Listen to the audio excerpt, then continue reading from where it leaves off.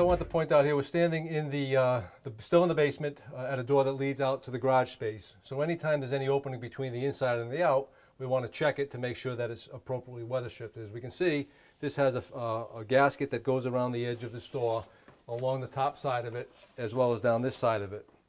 And weather stripping is very important when it comes to doors. And I believe the calculation is if there's a 1/8 of an inch gap around the doorway, so if we go around the whole doorway and there's 1/8 of an inch gap, it's almost the equivalent when you do the math on it of having approximately a 2-inch hole in your door.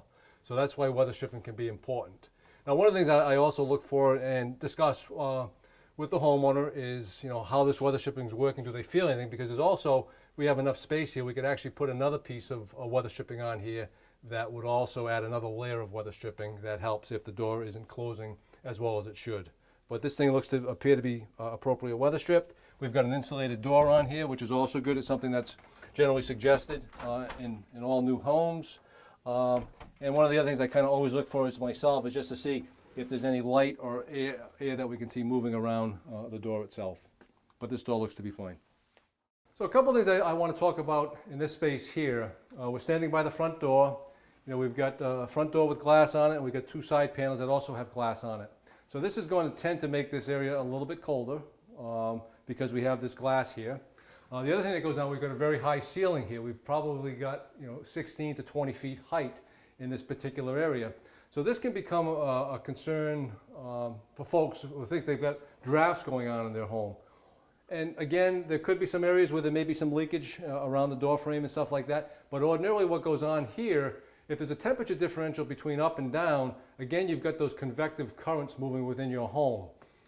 There's 1 degree temperature differential between spaces that's going to create air movement. So generally in homes of this size and this type of design where you have a front door and a stairwell that goes right upstairs with the high ceiling, I generally get concerns from homeowners that they're feeling drafts. Now I would look around this area here, and in the basement I would pay particular attention where we're talking about down in the boiler room, where that sill plate or rim joist could be located, and then I'd be looking at weather stripping around the door frame as well as caulking around this frame as well. But in looking at this particular door here, we can see that it's pretty well weather stripped.